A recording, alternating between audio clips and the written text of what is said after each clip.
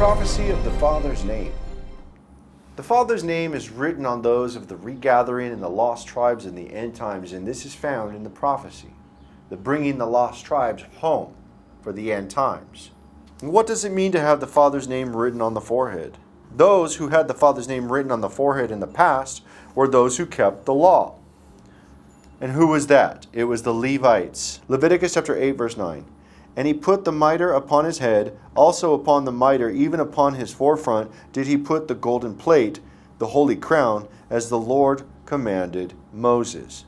So we see here that the golden plate on the forehead of the priest was placed. And on this plate was written the Father's name.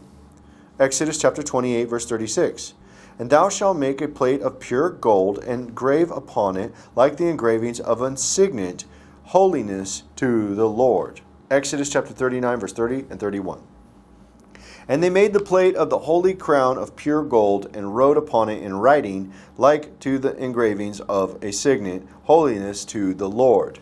And they tied unto it a lace of blue, and fastened it on high upon the mitre, as the Lord commanded Moses. So we see here that the Father's name is on the crown, rested on the forehead of those who kept the law. And in the end times, it will be the gathering of the 144,000 that get restored back, and they will keep the law, going on to an exodus into the wilderness for the 42 months, which is the woman in Revelation, chapter 12, verse 17, who keeps the commandments of God and has the testimony of Jesus Christ. But what happened to the tribes beforehand? When the tribes of Israel beforehand forsook the law, the Lord scattered them and sent them out because they didn't keep the law. Zechariah chapter 7, but they refused to hearken and pulled away the shoulder and stopped their ears that they should not hear.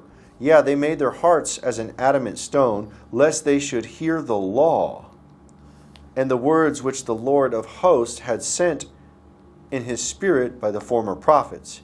Therefore came a great wrath from the Lord of hosts. So if you notice that the former prophets who warned them to keep the law, and they refused to listen, right? The wrath came upon them. Zechariah chapter 7, verse 13 and 14. Therefore it is come to pass that as he cried, and they would not hear, so they cried, and I would not hear, saith the Lord of hosts. But I scattered them with a whirlwind among all the nations whom they knew not. Thus the land was desolate after them, that no man passed through nor returned, for they laid the pleasant land desolate. So we see here that the lost tribes were scattered to the nations and ensnared in idolatry because they refused to obey the commandments and the law. And this is the curse that came upon them for rejecting the commandments. In the book of Deuteronomy, chapter 28, verse 15, it makes it clear, but it shall come to pass, if thou wilt not hearken unto the voice of the Lord thy God, to observe to do all his commandments and his statutes, which I command thee this day, that all these curses shall come upon thee and overtake thee. So if you refuse to hear the voice, to keep the commandments, all the curses will come upon you. So what happens when you obey the voice? Obviously, you obey the voice and return back to the commandments. The Lord will bring you back together and regather the tribes. Deuteronomy chapter 28, verse 64. And the Lord shall scatter thee among all people, from the one end of the earth even unto the other, and there thou shalt serve other gods, which neither thou nor thy fathers have known, even wood and stone. So the Lord will scatter you among the nations if you will not keep his law, and you will end up serving other gods. And this is what occurs during the end times. When the people are gathered who keep the law to go on the Exodus together, what ends up happening is Jerusalem is sacked, and it says that in the book of Zechariah that they'll be scattered again, and they'll be persecuted from nation to nation. And that is the time of great tribulation and the time of Jacob's trouble.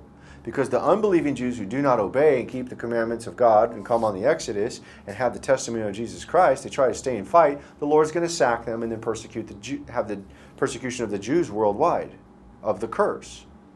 And what is written on the scroll is prophesied in the end times, and this is how this is going to gather the lost tribes of Israel through the unification of the keeping of the law, the commandments, and the faith and testimony of Jesus Christ. Revelation chapter 5 verse 1 says, And I saw in the right hand of him that sat on the throne a book written within and on the backside, sealed with 7 seals. So what we see in the Father's hand is a scroll sealed with 7 seals, written on both sides, which is the law. And that is handed to the Son, the Lamb, who sits in the midst of the 4 beasts. And he opens up the seals with the 4 beasts and calls the 4 divisions of the lost tribes through the opening of the first 4 seals, which calls the 4 divisions of the lost tribes. And the law, which is inside of the scroll, keeps and binds them together when they're called to come. Revelation chapter 6, verse 1 through 3 says, "And I saw when the Lamb opened one of the seals, and I heard, as it were a noise of thunder, one of the 4 beasts saying, Come and see. And I saw, and behold, a white horse, and he that sat upon him had a bow, and a crown was given unto him. And he went forth conquering and to conquer. And when he had opened the second seal, I heard the second beast say, Come and see. And there went out another horse that was red, and power was given unto him to sit thereon to take peace from the earth, and that they should kill one another. And there was given unto him a great sword. And when he had opened the third seal, I heard the third beast say, Come and see. And I beheld, and lo, a black horse, and he that sat on him had a pair of balances in his hand. And when he had opened the fourth seal, I heard the voice of the fourth beast say, Come and see. And I looked, and behold, a pale horse. So we see the 4 horses of the 4 divisions being called to come. So we see the 4 divisions with the 4 horses from the 4 beasts being told to come. The first beast says, Come. The second beast says, Come. The third beast says, Come. The fourth beast says, Come. And as those 4 seals are loosed, we call the bride to come. The Spirit and the bride say, Come. And we call all of the remnant to come and keep the law and gather everybody to Jerusalem. And the tribes come. Revelation talks about the coming of the tribes. Revelation chapter 7, verse 4 through 8. And I heard the number of them which were sealed, that were sealed, 144,000 of all the tribes of the children of Israel. And of the tribe of Judah were sealed 12,000. Of the tribe of Reuben were sealed 12,000. Of the tribe of Gad were sealed 12,000. Of the tribe of Asher were sealed 12,000. Of the tribe of Nephtali were sealed 12,000. Of the tribe of Manasseh were sealed 12,000. Of the tribe of Simeon were sealed 12,000. Of the tribe of Levi were sealed 12,000. Of the tribe of Issachar were sealed 12,000. Of the tribe of Zabulon were sealed 12,000. Of the tribe of Joseph were sealed 12,000. And of the tribe of Benjamin were sealed 12,000. And these are the 144,000 that are sealed in the end times. And that's who hears the call to come and gather under the banner for the next Exodus. Instead of 12 stones with the name of the 12 tribes on it, there's 1 stone for all the tribes and all the Gentiles and all the people who come under 1 stone with the word Ami written on it, which means my people, and they keep the law.